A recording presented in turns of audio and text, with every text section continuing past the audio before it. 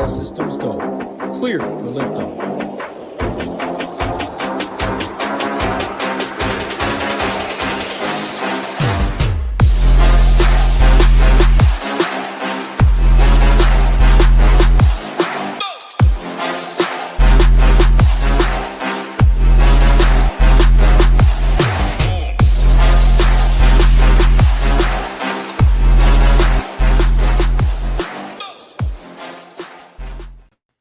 What's up, everyone? Tyler Tamboline here, aka ToeTagginTambo, and back with a new show here on the SHIPIT Nation YouTube station. We're calling this one Leverage Lane. We all know about Narrative Street, but we are going to be taking a little stroll down Leverage Lane, and I'm excited for this one. It's a new show. We didn't want to just rush it for week one. We had some stuff week two, but we're debuting it this week, Friday night, 7 p.m. Eastern. It will normally be Saturdays at 10 a.m. Eastern, but we're starting it off on a Friday night, and it's with my man, Alex Blickle. Alex, what's going on, man? How you doing?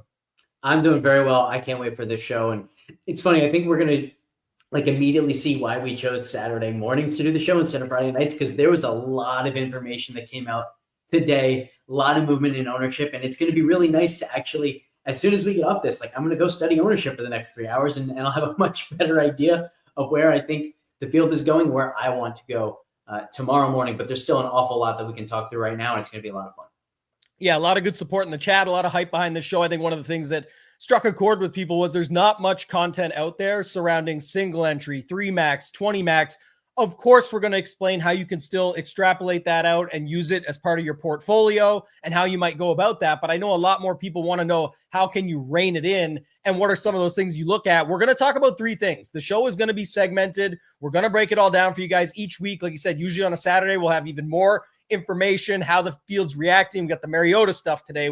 You go from Mason being the most popular running back and then expensive running backs to now Kenneth Walker, probably the most most owned running back on the slate. So there's that. But here's the 3 segments.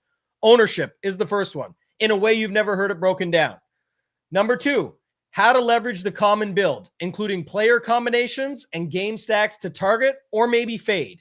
And then 3 is the light at the end of the lane, putting it all together. But the thing is, what's really important about that is you can't put it all together until you get through the first 2 stops. So this will be at the end where Alex and I both choose our lane based on everything that we're going with. And we really hope after this, you guys can help choose your lane, because when you're playing single entry, you're playing less entries, Alex, it really does come down to, you got to pick something and roll with it. And that's kind of what this sets up for. So that's the 3 segments. Anything else you want to add when it comes to that? We do want to keep this interactive. If you guys have questions, you can throw them into the chat, but we want to try and keep it all wrapped up into one bundle. Anything else you want to add? I like where you finished there, where you talked about how, in single entry, you got to take a stand of some kind. And I think one of the things that hopefully we can really do and help people accomplish is being more comfortable making really risky decisions in single entries. But that also extends to any contest you're in. Even if you're building 20 lineups, maybe that set of 20, you should take some stands and then diversify elsewhere. But DFS is so much about making these really smart, calculated risks. And a lot of the time, I think people, even if they're building 20 lineups, well, I really feel good about these 10, but now I'm going to hedge my bet against that. We don't need to hedge, right? We want to take really strong, confident stands, knowing that we might lose our money, knowing that it might not work out. But as long as we're making really good decisions and putting ourselves in position to win, that's the name of the game.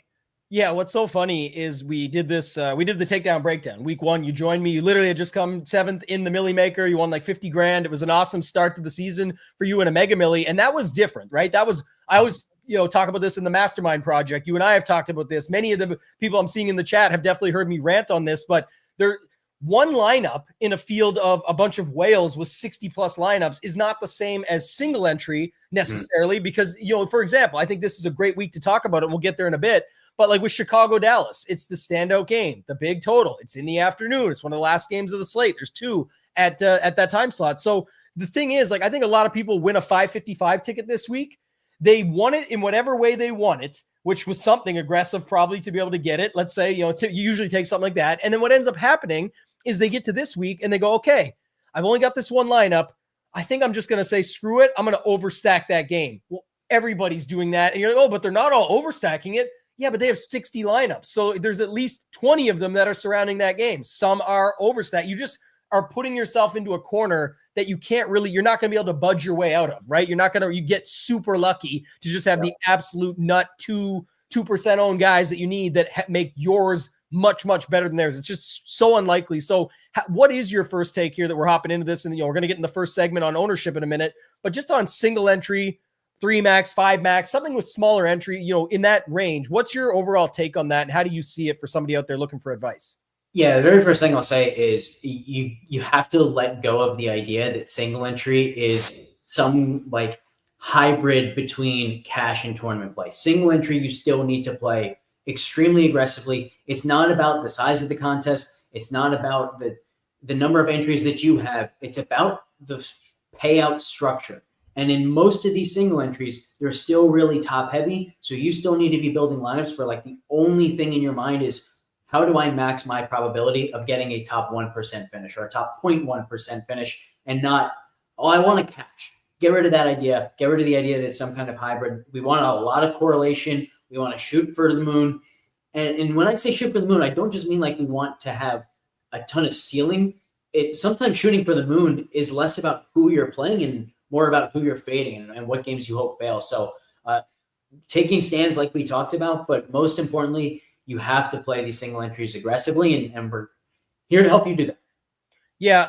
When we were planning this show, we spent a ton of time just going through it back and forth. We were hopping on calls back and forth and setting things up. And there was something you said, and it was, the goal isn't to build a good single entry lineup, which sounds crazy to some people. I get it, but we'll get there. But we said, look, you can build a lot of good lineups with sound process, and they may just not come through, right? But the goal is to build the winning single entry lineup. And some of the best things that we'll talk about are ways to find yourself into that spot or that pocket where if what you're doing is right and your process is good and you put together a solid lineup, it can be the winner, because that's the difference, right? Somebody, I got a pretty good single entry lineup. It's, pulls a couple of levers. It's got some low end plays in it, but it's all over a similar spot that everyone else is on. You're probably not actually putting yourself into a winning single entry lineup very often. And again, you can now check those numbers with sims and things like that going in, but that all changes too with variance. So I think that's important to remember. And then the other thing you said there that was just so clutch, because I know a lot of our 20 max players out there thinking about this stuff, is like, 20 max, I'm going to just do this instead, or I'm going to tighten this up and do all this stuff. I think if you play lighter, play tighter. I do talk about that, but just because it's only 20 max entry doesn't mean it's not another lottery with a top heavy prize. Like there's still, there's $3 20 max has what? Like sometimes 80,000 or 100,000 something people in it. Like you need to play to win still. And that's what everyone thinks they're doing or says they're doing. But hopefully some of the stuff we show them today and in the weeks upcoming, we can put them in a better spot to be able to find their own lane and get there that way. So I'm really excited for this one, man. Where do you want to start with segment one? Like we talked about ownership. It's going to be more ownership driven when we talk about this, not just who is high owned, but why are they high owned? How is the ownership connected? So I'll let you kick things off with the ownership segment. We'll get right to it. Yeah. So I think the place to start, you kind of alluded to it already, is how this Seattle news, the fact that Charbonnet is doubtful, hasn't been ruled out. It's just doubtful, but how that is likely to affect the slate. Because what we were initially seeing was, okay, we've got this Jordan Mason chalk. And at the top, it looked like both McCaffrey and Bijan Robinson were going to be really popular. But obviously that's 3 running backs. So now if you throw a fourth in the fold, if Kenneth Walker is suddenly going to be really popular, maybe even more popular than Mason, well, now something has to give. And so that could mean that either Bijan or CMC slips through the cracks and goes from 25% to 15% single entries and becomes like the best play in the slate. It could also mean that those secondary studs like Jonathan Taylor, like Saquon Barkley, guys who, of course, they have that home run ability. They can give you 35 or 40 on any slate. They're just not going to get you 20 to 25 as often as CMC and Bijan are. They could slip through the cracks. They could suddenly go from 15% to 8% and be great plays. Or ownership can really go to wide receiver. So I think the story that we're going to see is people end up paying a little bit more down for running backs because now they have Mason and Walker, which means, okay, that ownership has to funnel to wide receivers or tight ends somewhere. We already have McBride being pretty chalky. I think where it goes is CeeDee Lamb. I think CeeDee Lamb could go from 15% to like 25, 30% because people already really like the Chicago passing stack. Basically like all of those pieces, but especially Rome Odunze, Caleb Williams looks like one of the most popular quarterbacks. And then there are also like suddenly a bunch of really super cheap quarterbacks that could be played, like Marcus Mariota. So if that happens, there's even more reason for people to pay up for wide receivers. So I think that's what we're seeing right now is maybe there's not going to be as much salary spent on running backs because Kenneth Walker shows up, but that means those expensive wide receivers have to go crazy. And I think CeeDee Lamb is going to be that guy. Yeah, I agree. And I think that's going to be, the game that we spend some time on anyway here throughout, because obviously it's popular for good reason. I mean, you get one of those slates where you have that it's the total that really stands out. You can easily get there based on pricing. Even if you're going with one of the cheaper quarterback stacks, you could still end up on pieces within that game, to your point on the CeeDee Lamb stuff. But I think that's another thing is just, you talk about who is connected, what build is connected, like Caleb Williams, Rome Odunze, and then you run it back on the other side with, let's say, Lamb. That's already a starting point where a lot of people are going to be at. And for those out there thinking like, oh, if I just add DJ Moore, I'm good. It's like, I've talked about this a ton in the past. You can use up all three of your wide receiver spots on three wide receivers from one game, but then guess where you end up on the running back positions? Like you said, not just who is the chalk, but how is it all connected? There isn't much leverage in that spot. And then also don't forget, I had this conversation with Mayo this morning, is like, we can look at these lineups all we want going in and building them in single entry, etc. Or 3-max, however you've got it set up. But if some of your morning stuff fails, then it could be a spot in the afternoon where whatever you had is no good anymore anyway, because you now had misses in the morning. You can't just end up in the same spot in the afternoon. So I think that's another interesting thing just to think about. And, a couple things come to mind and we'll get there, but, ways to leverage the builds. But the Kenneth Walker jumping up is super important. Like that just changed from what we were thinking even just this morning, right? You get this news and you find that stuff out. What do you think of this? Richard's an awesome supporter, always in here. You and I have had some back and forth on this offline, but said single entry should be a glimpse into what you want to do in tournaments, I think. First off, I would say single entry are still tournaments. Again, the GPP Focus, where you're playing a single entry tournament, but I think what you mean is with MME stuff and your 150 max. How do you relate single entry versus portfolio besides the obvious of you get 150 over here, you get one over here? What's your thoughts on that? Yeah, it's hard. I mean, I haven't played a ton of MME. When I've played MME, I'm basically always also playing single entry. And personally, I would say, I think, Tambo, you may have said that you do it the same way, but I like to build out my full MME stuff first. Yeah. Because I feel like doing that gives me a better sense of the slate that I can then attack single entry with. Whereas when I'm building single entry first, it's like that's the focus, right? So I think I become more informed for my single entry by doing MME first, whereas I don't think doing single entry really informs me for MME in that direction.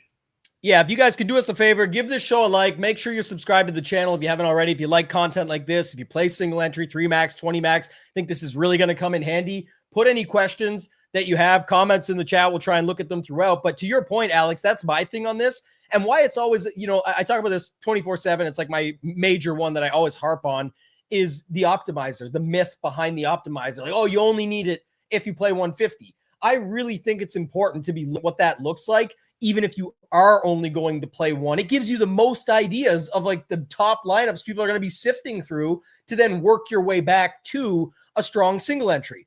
Now, on the flip side, if you do play, like I do, a full portfolio of lineups, then what it does for me is it's like a 40,000 feet above the ground. Like, okay, this. Here's how I can do things differently. Let's see what those versions give me. Now I've got portfolio. To, like if I have a, SaberSim portfolio diversification, it's going to do that, some of that for me. I can start to see where my landing spots are and then say, okay, some of these lineups might be a bit aggressive for a 300 person, $1,500 single entry, and people can extrapolate that down. I'm just saying like that. I may not need to go this aggressive, but this other lineup still has 1, 2, 3, like high leverage spots. The build is different. It's not all the high-priced wide receivers. It's got more of the high-priced running backs on a week like this where people want Walker and Mason. It still gets a stack that I like that's not the top most popular, but it's up there still. I'll look through it that way and work my way backwards. But I do think that a lot of people that are used to playing single entry through 20 max do think about it this way, like Richard. And so it's totally okay. There's no right or wrong. I'm saying, but they think like I get so honed in on I need to get the best version of this that I would start there and build out. And there's nothing wrong with that. But I think for anybody who plays a ton of lineups, you should always be working on your game for single entry, for playing one lineup in a tournament where people have many entries, for 3-max, etc. And those are all things that I connect to it. So where do you want to go next with the ownership stuff? Anything else that you had as far as just like how the ownership's connected or who's connected, the other builds you're seeing, things like that? Not a ton in that regard, but I do think it's worth talking about Chicago and Dallas because this is kind of the only game that seems like it's drawing a ton of interest on both sides of the game. We might see some others kind of creep up that way as the week goes on.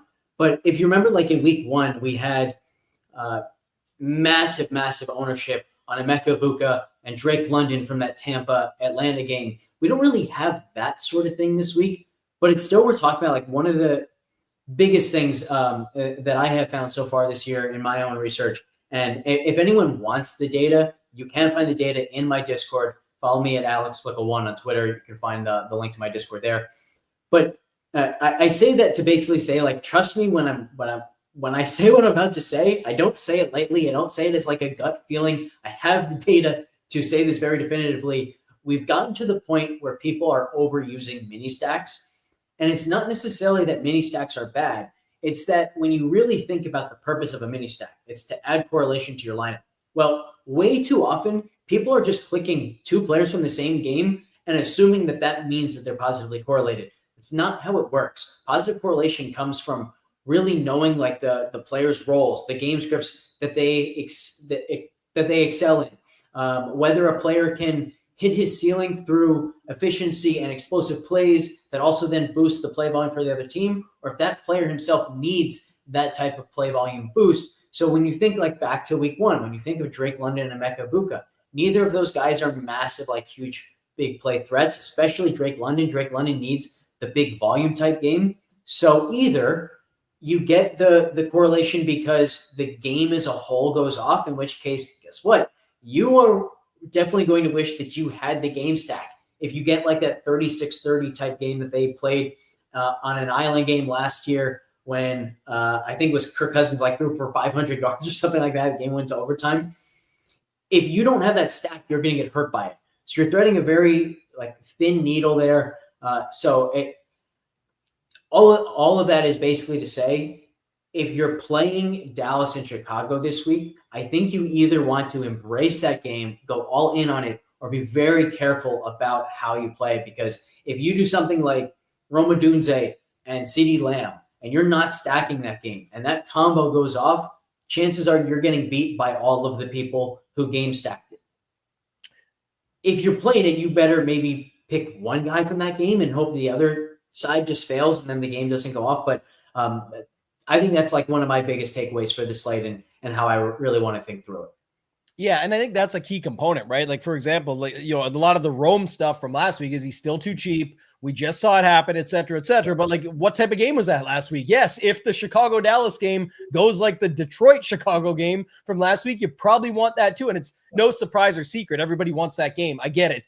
I'm just saying there's more components to it because it is a late swap position. It is what did your morning guys do for you? If they all failed, then it's going to be a problem to just land on the same chalk everybody else has. There's not going to be that many ways to get different within it. I know people think, oh, Loveland and, now Swift came up on the injury report actually too. We got more news today, but things like that, like there is other ways to shake it out. But if you have a bunch of spots there like that, it's probably a lot better to hope that game fails if you've already had failures in your lineup in the morning and just figure it out, whether you're going to Arizona stacks, whether you're going to Chargers stacks, whatever that might be.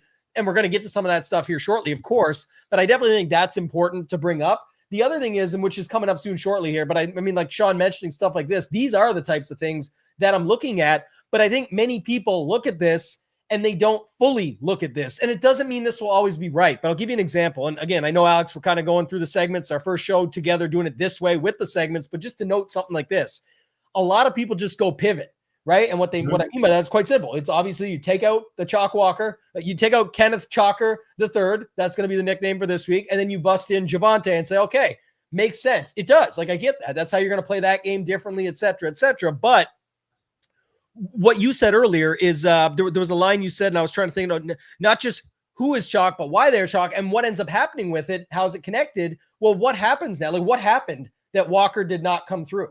That game, it's Seattle's favorited. I know the Survivor people are going nuts for it. By the way, I'll note real quick, this is not like anything special, just to note it. Again, all the injury stuff just came out, but the Seattle defense is banged up. Everybody's doubtful. Like two safeties, a corner, somebody else that was like, man, they're actually pretty banged up. So like, I'm just giving an example. It's not my favorite spot. We'll have our stuff at the end when we get to the last spot, but just another spot I'm going to mention is if you're not playing Kenneth Walker and you're going to pivot off Walker to Javonte, I actually wouldn't hate going to, and here's the secondary part to it. Then people say, well, I'll go to JSN. Great, possible. What about Darnold, JSN, and Kupp in a Javonte lineup?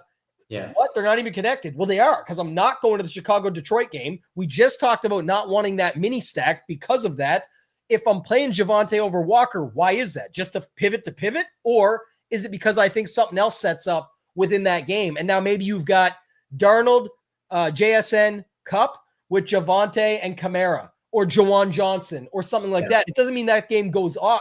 That's a different way to build it out, but you're building it thoughtful and with everything else in mind. Do you have anything to add on that type of stuff? Because I think that's important when you're looking at not just moving off someone, but why are you moving off them and what does that mean for the rest of the slate or the potential build? Yeah, it's not just what does it mean for the rest of your lineup. It's what does it mean for it's not just who you're playing, it's who you're making the choice to not play. And so that's, I think, what you're nailing there. And it also reinforces why you wouldn't then want to go to, Rome and CeeDee Lamb. Because if you're saying, all right, well, I'm playing Darnold, like Darnold stacks get hurt if Dak or Caleb Williams stacks go off. So you're already saying I'm building for a slate where that does not happen. And if that does not happen, then CD and Rome are less likely to smash than some of the other guys that you can pivot off of in that range or pivot to in that range, like a JSN. So I think that sort of thing is exactly the way we want to think about these slates. Yeah, I think so as well. And it's also, just the way it all sets up is a lot of the times people do that, right? And this relates fully to single. We're still sticking with like the, 20 lines or less type thoughts of like really getting down to a thought here. And my take on that is where somebody will say, well, I didn't get this. I better just throw in Lamb and Odunze just to have a piece of that. It's fine, but it's, again, you need a lot more things to go your way on all the other stuff. So hopefully, if you're doing that, you've got the stuff nobody else has on your stack, your run back, a running back. Like, if you got 5 pieces somewhere else and you do just want to link up to that game, fine. But if they actually hit it's more that you'll need the ceiling from that side probably than from those guys. And it's just like that game kind of failed. That's why the rest of my 5 guys that I have and some others came through, and now a defense at the bottom and whatever. But I don't really need these guys can't ceiling, or that will overcome my stack and everything that went with it, versus now I just needed a couple pieces in that game. So I think that's kind of like you said, it's not like just who you're playing, but also who you're fading. And if you're fading them, what does that mean and why? And does it really matter? In some spots, it doesn't matter at all. But another example would be, you see tons of weeks. I do the review show every week for years now. You talk about, like you said, you got the data. We got the data for sure. You see tons of weeks where the chalk wide receiver that everybody was on, like a Rome this week or something like that, the winning Millie Maker lineup just basically has the defense against that team, like the Dallas D this week. If you're not on that game at all and you're not on either side and you can't really fit anything else and you just happen to land on the Dallas D, I wouldn't hate that, because it's not really about the Dallas D. That would be just same as the variance. It all falls in at defense. Like, who cares? But you're not on the game anyway. And we know this, even in Showdown, we see people avoid it like crazy, where you should actually play it more. But, the defense versus somebody else. But in Classic Slate, pretty much no one's doing that. So if you're on Dallas D, it just means you likely have none of the Caleb Williams. If Swift is out and that picks up steam there or anything like that, the Dallas D just would be a natural leverage in like the highest variance spot. So who cares? You just landed there. But that can just be a way to finish out your lineup, as another way to get different by not even forcing it, if you want to call it that. Yeah, the last thing I'll say here is in week 1, the Millie was one with like 161 points. The $4,000 Millie was one with 161 points. I think I was at like 149 or something like that. Last week, I had a Russell Wilson, Neighbors, Theo Johnson sack with a Pickens bringback that scored 160, and it barely min cashed. And I bring this up to say, like, this is why it's so important to think about what you need from the players that you're not playing. It's as important as who you're playing that you get those guys right, because the scoring environment can just be so much lower if you're right about who you don't play. And so when I think like sometimes people have trouble understanding why is it important if I'm right about all my guys, if all my guys have ceiling performances, why do I care what anyone else does? Because they're having a ceiling performance. They're not going to get caught. Well, we're very rarely right about everyone we play. And so giving yourself an environment where you don't need to hit on every single guy, you don't need ceilings from every single guy that you pick, just is so much easier to then get the takedown than when you're actually trying to chase like, oh, in this lineup, I need to score 240 points and have every single wide receiver that scores 40 on this slate. That's just so much harder to get right. Yeah, you'll see it randomly, but like last week would be a prime example. Somebody who got to Russell Wilson with Neighbors, with Robinson, and then all of a sudden they, instead of having Pickens or someone that would be like an obvious run back in that stack, you saw they have Puka, and then they've got Chase and Amon-Ra St. Brown. Yeah, and Amon-Ra on the flag, like, or something. I was like, what the heck? Like, if you get beat by that, that's just part of the game. But it's like, yeah, that's going to be much trickier to just get all those things right and nail them exactly. But yeah, if you were a fortune teller or something, you got that, then by all means, like build those lineups, but it's much tougher to get to. So before we go to segment number 2, which is where we're going to sort of go through and break down how to leverage the common build, including the player combinations and game stacks and whatnot. Richard says, would you shrink 12 gamer since you have limited? I think it's like is this a 13 gamer or a 12 gamer? I can't remember, but I'm not sure. I think, but go ahead. Are you asking like if I would prefer to play early only or afternoon only? Because I like those slates.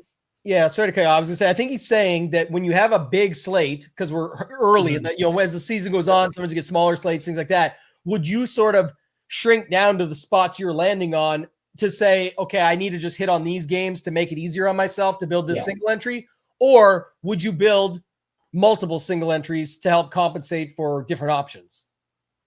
Oh, interesting. No, even if I'm in like 10 different single entry contests, I'm playing one line.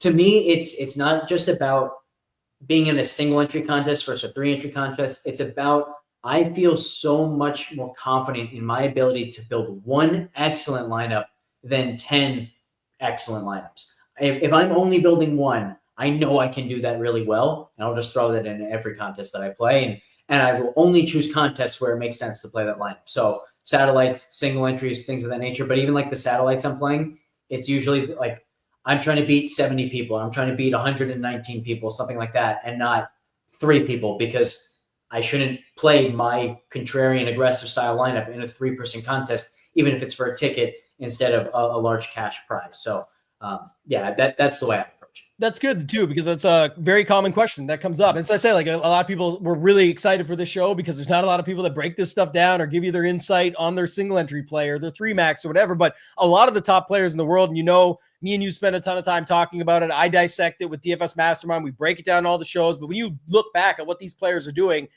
if they usually have their single entry and do exactly what Alex does. It's going to be played out till I'm in the Saddies, I'm in the live final qualifiers, whatever that might be. But then if they want another lineup, they just do the same thing. And they'll say, okay, then I'm going to play 5 max or 6 max, or whatever it is. And then it'll be in like the $490 FFWC that has 6, or this week it has 7 entries. They'll have 7 main lineups. And one of them is their single entry, which goes all the way up to the $1,500 single entry, which they've clearly chosen for that. And it's everywhere else. But that's why you see when somebody wins the whole slate, it's like they have it there. They have it in the 555. They have it in the queues. They have it everywhere. And it just happens. So yeah, I think that's a good answer to that one. Nuance says, do you recommend always picking your single entry from your MME set 2050, or do you hand build a complete new one? Personally, I want full control of mine up to about 20. We had that conversation a little bit earlier. I think the key is, it's all what your preference is. I think what I found in just my time going through a lot of stuff and my experience is I've always been an MME player, so I did have to work my way back. I remember people who follow me for a long time will know from the golf streets even saying, like, I'm working on my 3 max game. I'm working on taking all these lineups and figuring out how I can get down to my 1 best. Whereas I think most people are uncomfortable playing up to 150, and therefore they've always worked well on, like, let me build my best lineup. So I think that's right, and it's good. And I don't think there's a right answer anyway, but I think that makes a ton of sense from your experience level and where you're at, because it's just how you've always played. So for you, that would make a ton of sense, Jordan. I think that's right. Well, and to your point there, Tambo, like I've worked on my 3 max game this year and last year too, because of satellites. The only time I ever do more than one lineup is, well, if I just won 3 tickets into this contest, I'm obviously going to use all 3 tickets and use them on 3 different lineups. So like there were a couple baseball slates this year where I had won 3 tickets into a contest. And so for the week prior, I played 3 entry every time just to get in that rhythm to kind of, feel out what kind of strategies I liked in that first, which ones I didn't. So yeah, I agree. And to that point, like I always want to hand build a single entry. If I had 20 max, I would still hand build that single. I might use one of the 20 maxes. I might like look at it and say, hey, you know what? I can't hand build a lineup better than this. This has every single thing that I'm looking for in a lineup. This is the best I can do. But I would still come to that conclusion because I'm also hand building to that and just saying, yeah, that it matches up. I don't care that I'm using the same one. This is the best I can do. And that's a sign of a true process, right? Not saying that everyone, it's just, my biggest thing has always been when people say, oh, just trust the process, and they don't help you get one, or they don't teach you one, or nothing like that. And then you're like, well, what is the process? That's what we're trying to help people with. And I think that's kind of the key component there. You have that process down where it's like, that's what you do. And there's nothing stopping you. Like there's no way around it. That's just what you're going to do each week. So makes a ton of sense. And then obviously as you can get better at it, just keep honing that skill for different sports that you're playing. That's how people do it. You see people winning. You've won a ton in the golf streets. You just won a ton in the NFL streets. And in the past, you win the satellites. You do all this stuff where you just have that down. And so that's your proven process, being able to do it that way. Let's go to segment 2, and talk about this stuff, because you brought on to the takedown breakdown that we did for week 1. You brought on, and you brought up earlier, the London, Egbuka, like the combination of those two and how often they were showing up.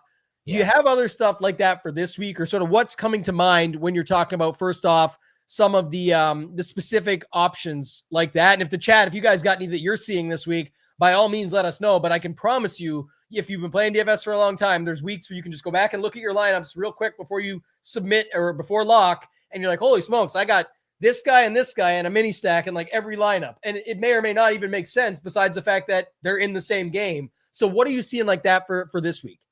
Yeah, I already alluded to it a little bit, but Rome and CeeDee Lamb, I think, is the combination to avoid this week. And one of the cool things, and so going back to week 1, what I did specifically was I thought Egbuka was just a fantastic play. I thought he was a really high probability play for his price. And importantly, I didn't think there was anyone that I could pivot to around his price that was anywhere near as high probability to actually have a good game.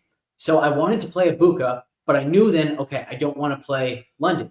And so if I'm making the conscious decision to not play London, if I'm hoping that he fails, well, then I can pivot to somebody else. So what I ended up going with did not work out, because instead of London, I went to Brian Thomas Jr. And you and I were talking about it on Twitter, like he had opportunities for big plays where maybe I would have won the whole thing if Brian Thomas Jr. or if Trevor Lawrence hits him on an open slant and he takes it to the house. Didn't work out, but the idea was there, and the proof was in the pudding. They're like, how easy it would have been for me to really benefit from that. And it didn't hurt me because, again, Egbuka and London were not that correlated. So I think that sort of thing. So if let's say you really like Rome this week, you can play Rome, just then don't play CeeDee Lamb and try and find a pivot off of Lamb, whether that's Chase, whether it's Puka, whether it's Justin Jefferson. If one of those guys smashes and CeeDee Lamb doesn't, you can end up with a Rome Odunze. Let's say Rome Odunze is 25%.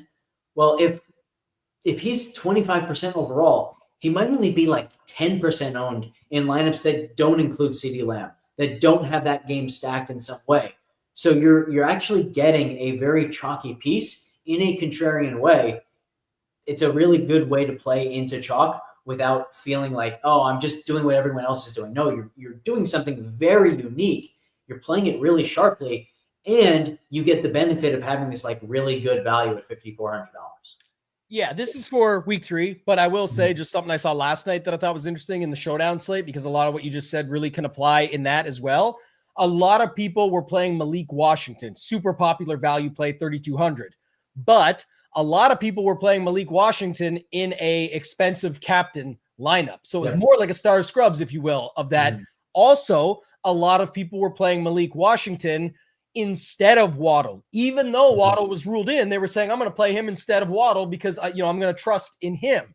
what ended up happening is the build that won, and forget the Ollie Gordon, the second stuff, et cetera, et cetera. Like that's important. It matters in the result, but I just want to explain the concept because it goes with what you just said, is if you had Malik Washington with Waddle, where most were going one or the other, and not all, but like enough where that was kind of a thought process. And then secondly, you had Kincaid at captain, which still allowed you to get the other studs. You had to leave out Achane and one of Achane, James Cook, or Josh Allen. In the end, you needed Josh Allen, James Cook, but you might not have got Achane and Tyreek in that lineup. And that's kind of how that played out. So it's using a chalky value play, but in a balanced build versus a stars and scrubs, if you will, and with someone that he may or may not be with, where a lot of people are trying to leverage it. I always talk about this. You're allowed to play them both together. Like you could just play them both. We do it in golf all the time. You're like, oh, this guy or that guy. You have to put 6 in your lineup, and they're both like 7,300. So you can actually just play both, but that just doesn't happen, right? You don't see it enough. So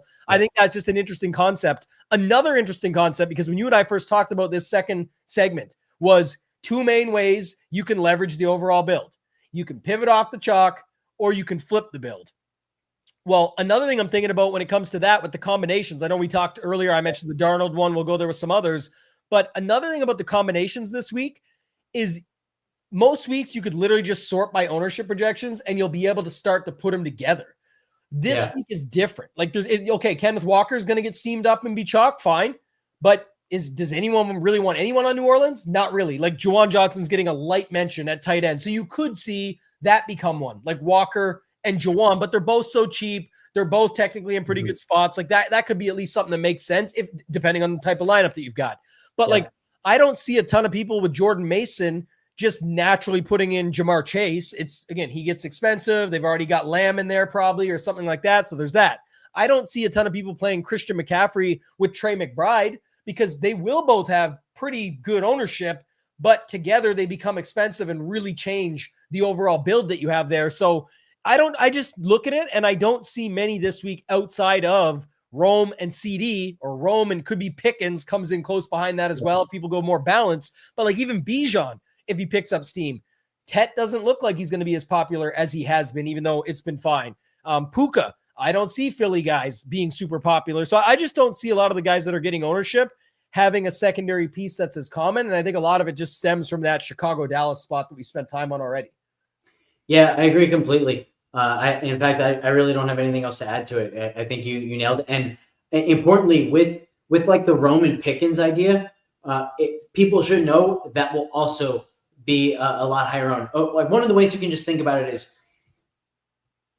I think part of it is because of contest sims, because contest sims have become so prevalent in our industry now. It's like that sort of thing is going to sim super well because sites around the industry are not doing a good enough job of putting that kind of thing in their field lineups that they're then simming against. And so they're going to say like, okay, Rome and Pickens lineups are simming really well. Well, now everyone's going to have Rome Pickens lineups. So Rome Pickens lineups are going to be more popular than are actually in the field lineups that are being used in the contest sims. And so they're going to be overrated. That's like kind of like the story of why this has become the case. I think contest sims explains why mini stacks are now actually being overused. But you can't just solve this by saying, okay, well, instead of going to the most popular one, I'll just go to something else. No, people are already doing that. That's already something that enough people are trying to do to get different, that you're not getting that like conditional ownership discount on somebody that you get by playing Rome with a Jamar Chase instead of CeeDee Lamb. You don't get that same discount by going Rome and Pickens instead of Rome and Lamb. It's also going to be more popular because they're in the same game and because people are using that as a mini stack. Yeah, when we talked about the combinations of these ownerships and guys playing together on that week 1 show where we broke it down and sort of bringing it to this, we talked about it too. You don't really get the answer sheet until Monday, right? Or really until Sunday when it locks and it's fully done. You kind of see, okay, this is what ended up happening. But we do have a good idea of it going in. And I think another thing just is like you said, we talked in this first segment about how ownership is moving. So here's another example, right? Why it matters. Like everyone trying to build lineups on Thursdays. Like I get it. Like you want to spend time with your family on the weekend. We do too. Like everybody, we love family. That's important. But at the end of the day, this stuff is so important. Here's a prime example. If Tyler Warren is ruled out, because I know he's banged up and who knows what ends up happening, but just to say it, if he was ruled out, he's 4,400. Juwan is like not that far behind him right now. And that's like a prime example when people are already playing Kenneth Walker. That's just not going to go away from anytime soon. That's where you become, okay, now that becomes a common one that goes together. And while people are like, oh, I don't need Ferguson for 4K, I'm already playing Kenneth Walker with Chicago and Dallas stacks. Why don't I just play Juwan in here and get a secondary stack with Juwan and Kenneth Walker? And then the game goes that it's all through the air and it's not needed, or it ends up being Kamara on the ground and it's the Seattle pass attack coming back and it's not Juwan as heavy at all. Well, this is also a perfect example because there's no like added correlation there. And I think some people will point to the idea of, oh, well, what if the game script goes Kenneth Walker and the Seahawks lead and New Orleans forced to pass? Okay, that's already the expectation for the game. That's already baked into their projections. If that happens, if Kenneth Walker scores a bunch of touchdowns, Juwan Johnson is not suddenly in a much better environment than what was expected. That is expected. So that doesn't change anything. The conditional probabilities of each of those players going off doesn't improve when the other one does, which is basically how we should think through correlation. So that's a perfect example of people will feel really good about having this secondary stack and adding a bunch of correlation to the lineup, but the correlation doesn't actually exist. And therefore, that duo, that mini stack is going to be really overowned. Yeah, I love what you said there because, like, again, does a correlation exist because they're in the same game in that game script? Yes, but does it really improve? I mean, like you said, does it improve is the bigger point that you made. To me, that matters more. It's like it's what you thought was going to happen is why Kenneth Walker is. So we talked earlier. Why are they chalk? Not just who is chalk. Why are they chalk? Kenneth Walker is chalk because they're bigger favorites at home, touchdown or more favorites against the Saints, who are 2 weeks in. They suck, right? Who knows what they do this week, but they definitely suck right now, at least everybody. And so they're going to score a bunch. Charbonnet's out. He's just going to run. He's going to score all the points.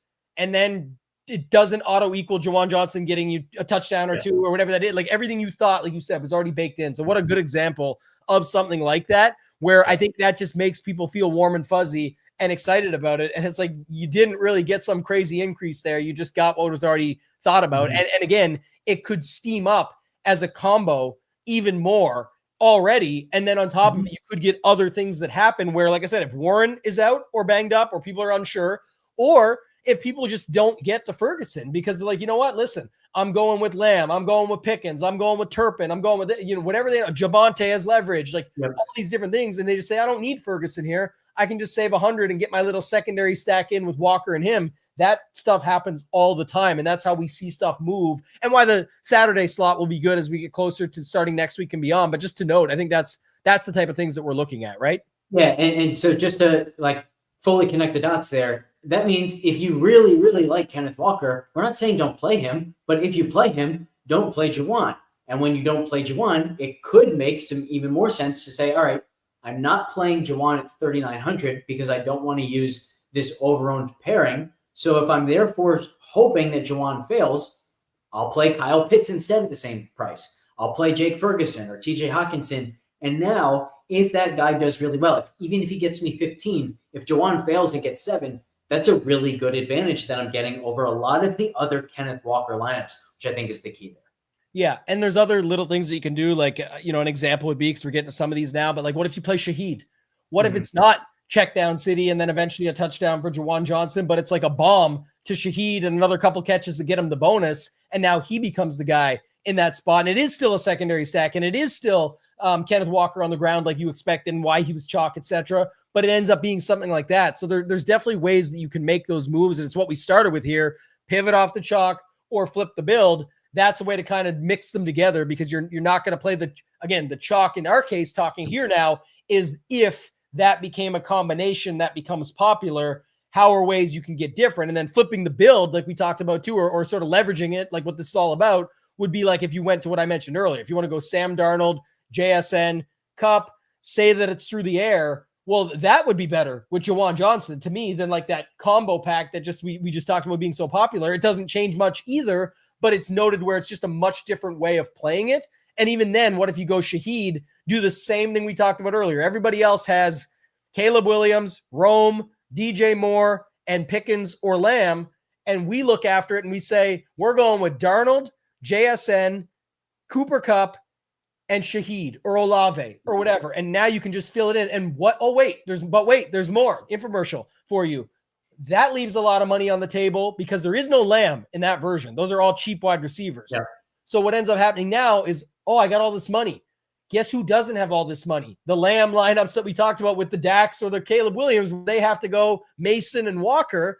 You're able to go Bijan, Jonathan Taylor, or Bucky, and something else. You just end up in a totally different build. And we talk about flipping the build.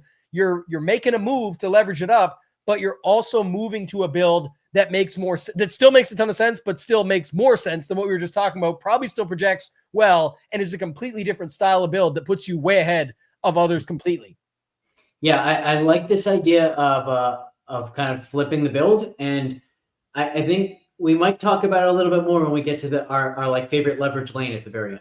Yeah. What else do you want to talk about with here? Because the other thing we had mentioned that we definitely wanted to spend time on, and we spent a ton on. Again, I think like people will think it's a cop-out probably, but like this is the thing about this week right now. You get some of these weeks where there is the one standout game. I think it still brings in a ton. Like Mark says, Mark says, love this content, amazing information. That's kind of the thought process in a week like this. Is it's way more about thinking outside the box, thinking about some of these other angles of attack and how to do it. But what other game stacks are you thinking of? Maybe, again, fading would be the obvious. If you're going to fade one, you can fade that one and try and make up for it elsewhere via the running backs that are stronger they can't get to, or a high price tight end that they can't get to. But I think something that's interesting is there any game stacks, Alex, where you would want to sort of set it up for a more balanced build, but with guys that can find the ceiling still, that could really just break this slate that way? Yeah, so I'll start with some context here. In week one, I played Daniel Jones stacks. I didn't really come up with the idea to play a Daniel Jones stack until Friday afternoon, Saturday morning, and I didn't make up my mind until Saturday night that I was going to play a Daniel Jones stack. Last week, I didn't really come up with the idea to play Russell Wilson stacks until, again, like Friday evening, and it wasn't until Saturday night that I was giving them real consideration to actually play that stack. So I'm actually quite comfortable here on a Friday night, not knowing what stack I'm going to go to. There are a lot that I'm still thinking through. Part of this, of course, is that we got some news today. For example, if Jaden Daniels was playing, I'm pretty confident that I would be playing a Jaden Daniels, Deebo Samuel, Terry McLaurin, Brock Bowers stack. I'm pretty sure that would be my go-to. I think we can still play this game stack because Mariota has been just fine when forced to play for Jaden Daniels in the last year. But I don't necessarily know that I want to go there. And I actually weirdly think that because Mariota is $4,000, it might make McLaurin more popular. It might make Deebo more popular because all of a sudden people want to play this $4,000 quarterback and they want to stack him, whereas they weren't going to stack Jaden Daniels previously. So I have a lot to think through in that regard, but Washington is on my list. Tyrod Taylor is on my list. Look, if I hit on Daniel Jones and Russell Wilson weeks 1 and 2, my confidence in picking a bad quarterback is pretty high right now. So you'll have to excuse me if I'm naming just bad quarterbacks right now, but I will throw out Ladd McConkey and Justin Herbert. I think this is a really, really good spot for Ladd. This Denver secondary hasn't been as good as we seem to think coming into the season. Even last year when they were a great defense, they had games. Think of the Island game where Jameis Winston and Jerry Jeudy lit them up. They had games where they gave up ceiling performances. So I am not afraid of the ceiling at all. And I absolutely love the pass rate that we're seeing from the Chargers. So I think that game has an underrated likelihood of becoming one of those 35 to 28 style shootouts. And so Herbert with Ladd, and I always double stack and I always use a bring back. I don't know who those pieces of the stack would be yet, but Herbert and Ladd are very intriguing to me. Yeah, I think Keenan's popping a little bit too. So again, it all depends on where you end up. But the second one. Yeah, I think it would be Herbert, Ladd, Keenan, and then probably Sutton. And to your point, that is a very balanced build. I'm not using a stud anywhere, but I'm also not paying down. I think the other thing too, the show we did earlier today, myself, Mayo, and Squirrel Patrol, Troy Franklin, was popping in the optimal there. So it's that's interesting. I mean, that's just an early build and whatnot, but just to note, it just shows you that's what's always interesting too. I think a couple notes there. One, and by the way, did you just give away your lane? Is that your lane at the end? No, I'm throwing you a curveball because I thought of the lane while you said something earlier on the show. So okay. I've got my leverage lane locked in now. Stay tuned. That's coming up in the final segment, the light at the end of the lane, where Alex and I will give what our thoughts are, putting it all together. I got to mention a couple more so we can get there, but just quickly on that is there's pieces popping, but people aren't getting to that. Like, this is actually prime right here. Jordan says Keenan 4.7 probably gets it, maybe, but again, where is that all connecting? That's just it's fine as a one-off because he's not the popular one-off anyway. And so that's fine. But to Alex and Mai's point right here, if he already likes Ladd and he's comfortable with him with Herbert and he can find that run back at Sutton, Franklin, who knows where he goes. But the note being, well, that's how you just strip that clean, where even if Keenan does get pumped a little bit or steamed up, you'd be fine anyway. I just don't see that happening any other way. James called it moonwalking. I just call it reverse theme. But I think Keenan Allen could actually be a reverse theme guy because we're getting more pay down options at running back that are going to allow people to pay up at wide receiver. So fewer people might have to find value at the wide receiver position, which means fewer people might go to Keenan Allen to save money. So there is a chance that he could actually go the opposite direction and end up like a 10% play, something like that. And if you had Keenan go back a little bit to 10% and you could play Ladd and Herbert both under 10%, like that to me is a phenomenal double stack. Yeah, it's also a phenomenal late swap spot. Like, I think that's 100%. Yeah. That's one.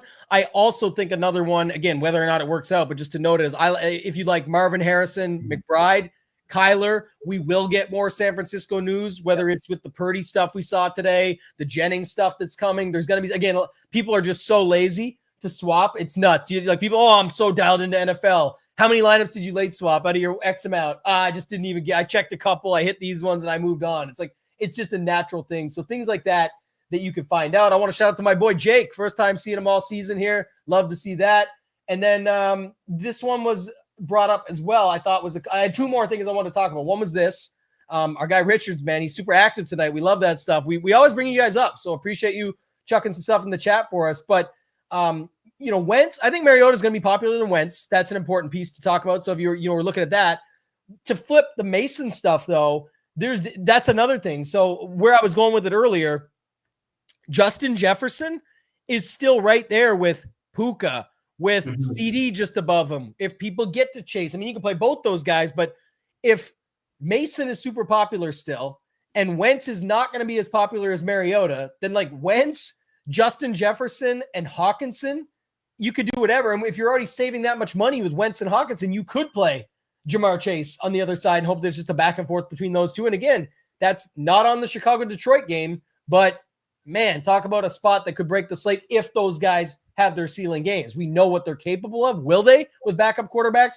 Who knows? But wouldn't it be funny when they do finally have, because Justin Jefferson been very quiet for some time now. Chase, really good week last week still. Obviously, you would expect it hurts him with no Burrow, but we know what he can do and Jake Browning can come through. So I think that's kind of the thought process of if you saw those guys break the slate, you would kind of have to chuckle to yourself and be like, of course, when they both have their backup quarterback, but couldn't you see something like that happening? And just, I don't see enough people landing there, even though it seems like they should be. Yeah, Tambo, you brought it up on the screen, but I don't remember who mentioned the fact that the Chargers game is like a perfect late swap opportunity off the Chicago-Dallas game if you don't start well.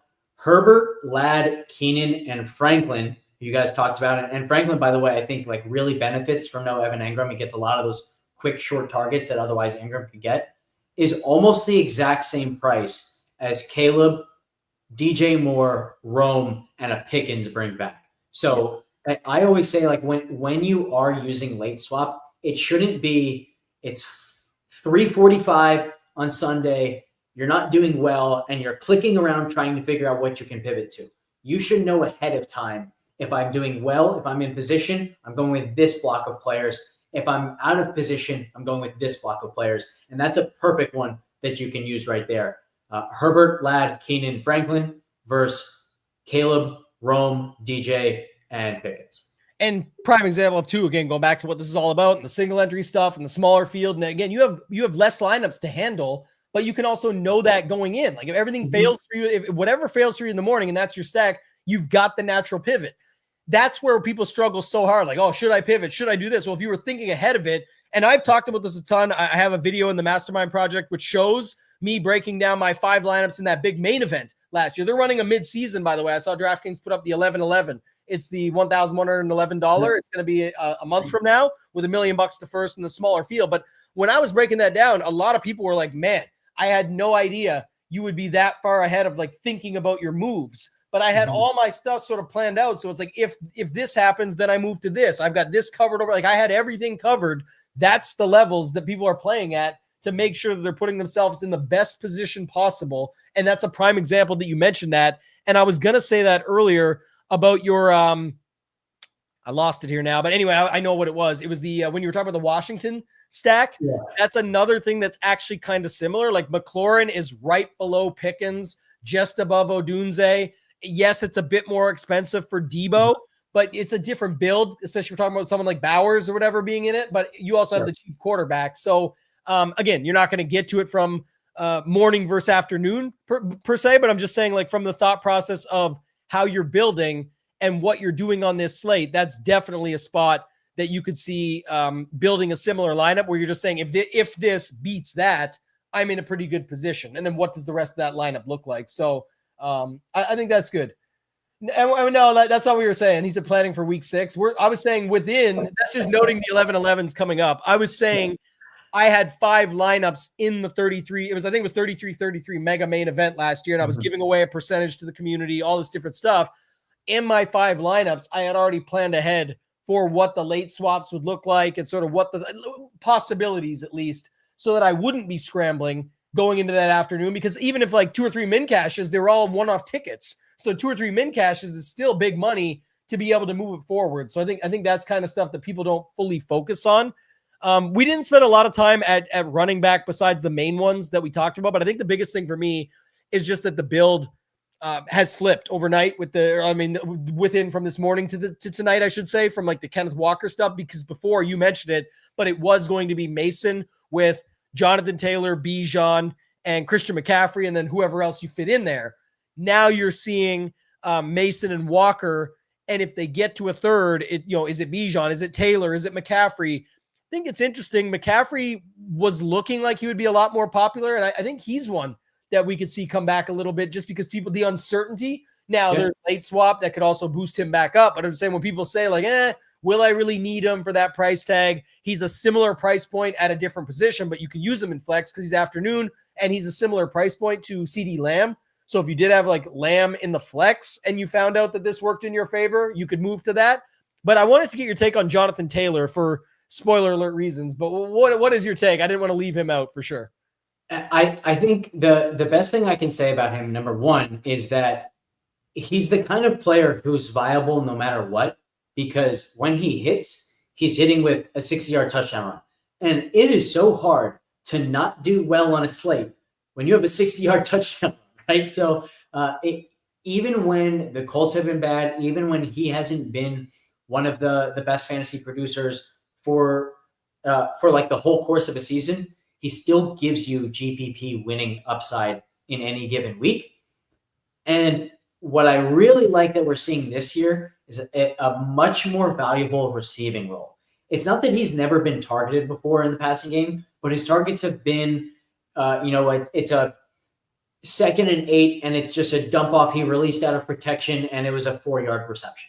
That doesn't really help you. What he's getting now is well-designed swing passes in space with room to run. We saw a 43-yard reception in the last game.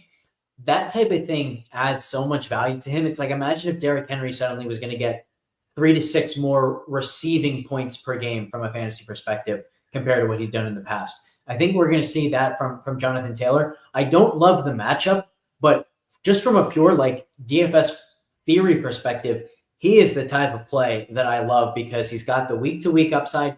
And he's a little bit undervalued right now, I think, because I'm not sure people have caught up to how much more valuable his receiving role should be this year with Daniel Jones at quarterback.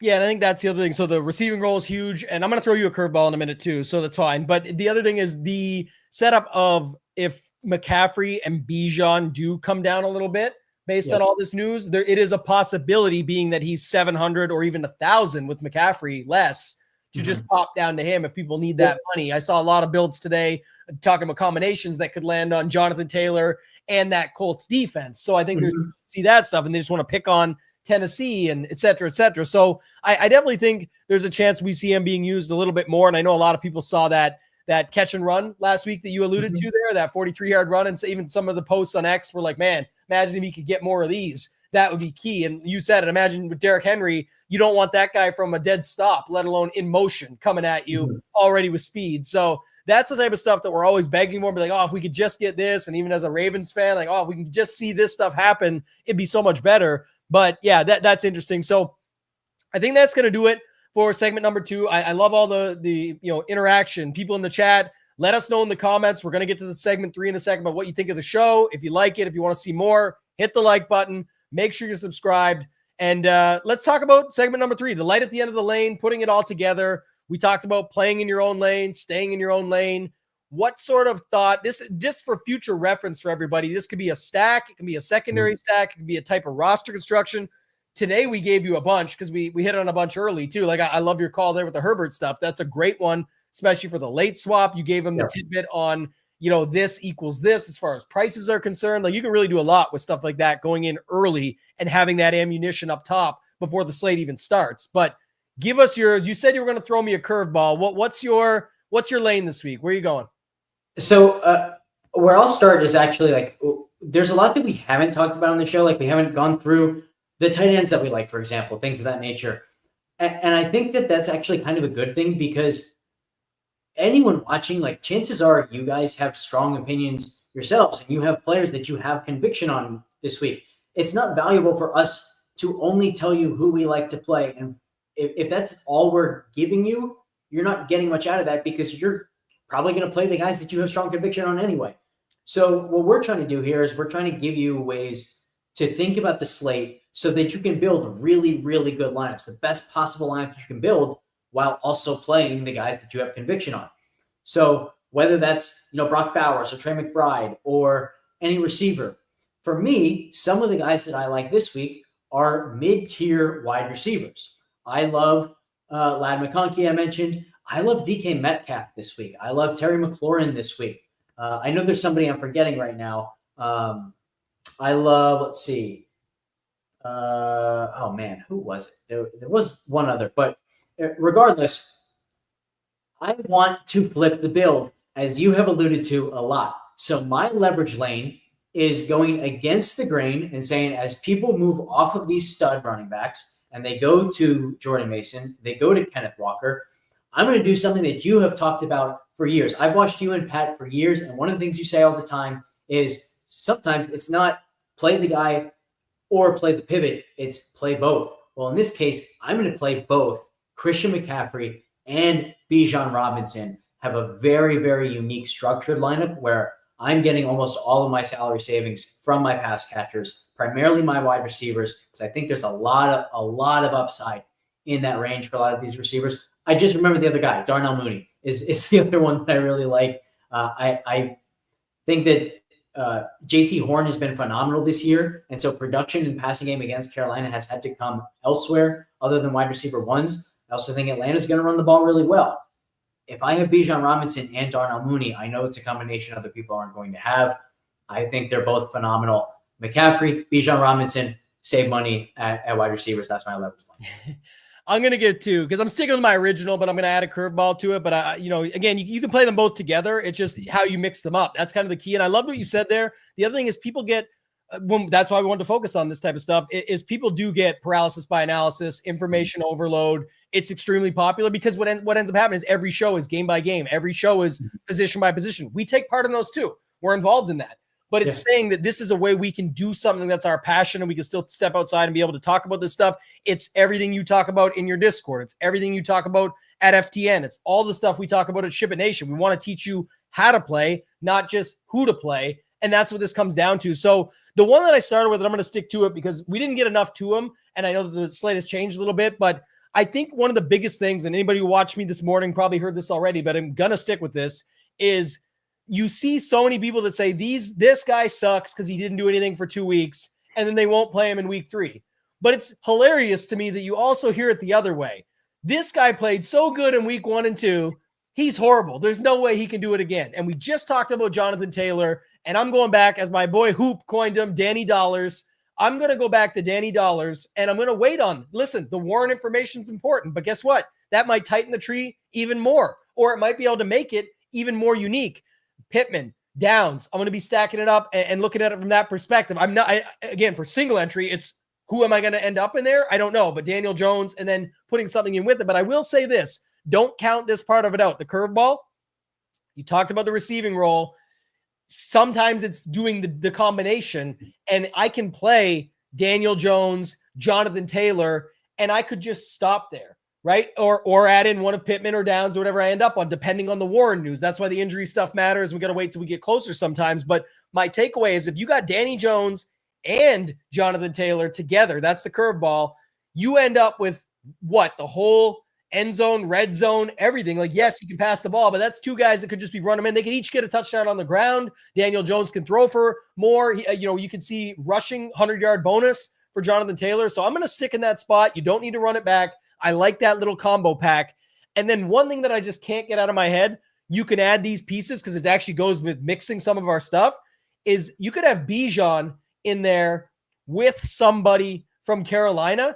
I do think there's a possibility that the first division game between Atlanta and Carolina, I know a lot of people like Atlanta for survivors and things like that, but Bryce Young has shown signs at times. Right now, he sucks, of course, but we've seen him win Millie Maker lineups or be involved in satellite winning lineups. I know Mayo won a trip to King of the Desert or King of the Beach one time with them, like back in the day, RIP to King of the Beach. But yeah, we've seen this.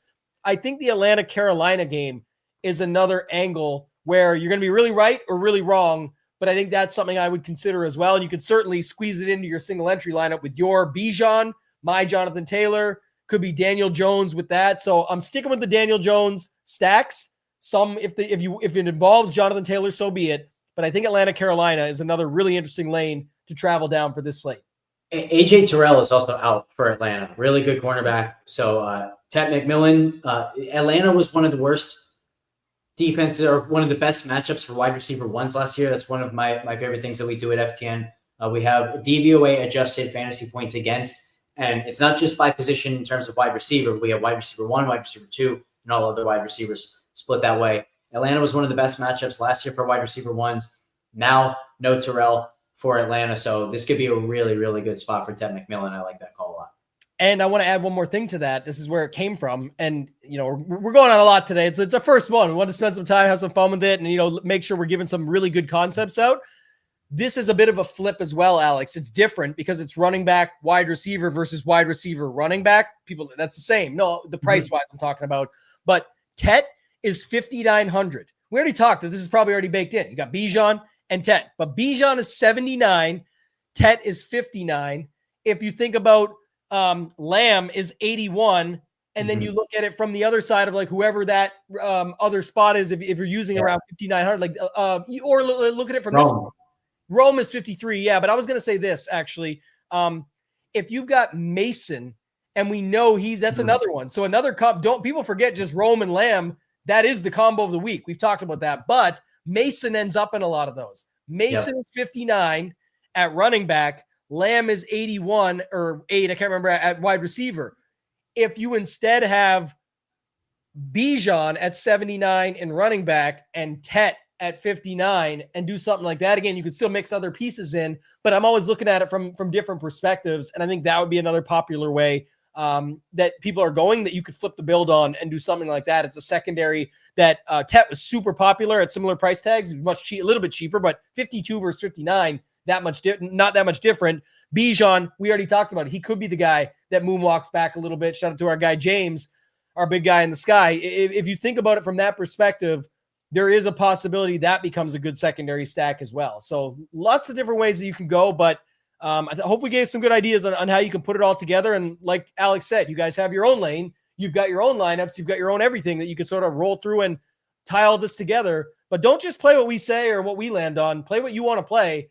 But now hopefully you can play it in a way that makes more sense, and hopefully play it in a way to have yourself a day. Find your way at the top of the leaderboards and make some money. So Alex, final thoughts, man. Let the people know where they can find you, everything else you've got going on. I know you got a ton of cool stuff that you're working on right now, but let's do it, man. This was episode 1. A lot of fun. Yeah, it's been a lot of fun. You can find me as I mentioned, at Alex Blickle 1 on Twitter. If you want my projections, if you want my ownership projections and the GPP scores we do, you want ftnfantasy.com. So ftnfantasy.com/price. You can use promo code BLICK for 10% off. If you want the DFS theory that I'm talking about every single day, if you want, the type of research that I've done on conditional ownerships that we're talking through, and like, is mini stacking worthwhile or not? That sort of thing you'll find in my Discord. Again, you can find that link through my Twitter, and there you can use promo code LEVERAGE for 15% off. Matches it up. A marketing man. Pull up my heartstrings there. I love a good marketing. And I'm learning from you, Tambo. No, that's good, man. This is awesome. Ton of fun. We'll be back next Saturday at 10 a.m. Eastern to break down the week 4 slate. Myself, Hoop Title, will be back on Sunday morning at 10 a.m. Eastern. Speaking of that time slot, so Sunday morning, breaking it down from a game-by-game perspective, tying in some of these thoughts now. People have ideas in the chat there. I forgot to mention it, but big deal right now. You can go to shipitnation.com. You can get 3 days for $3. So the code, if you want to use it, is 3 for 3. You can use that. You go use it on any all-access monthly plan just to check it out. That'll at least get you this weekend. If you want to check out Contest Sims, you can use it on that. It will renew. Don't come at me later when it renews. It's a trial. I even put a price on it because it was going to be 3 for free, but then everybody just abuses it. So we got to put a little booster seat on that thing for $3. But if you got $3 and you want to check it out, by all means, go to shipitnation.com. If you guys have any other questions, you can always hit me up at ToeTagginTambo on X. Alex, awesome time, man. Fun breaking this down. It's going to be a great show moving forward. Thank you guys for watching. For Alex, for myself, ToeTagginTambo, let's ship it.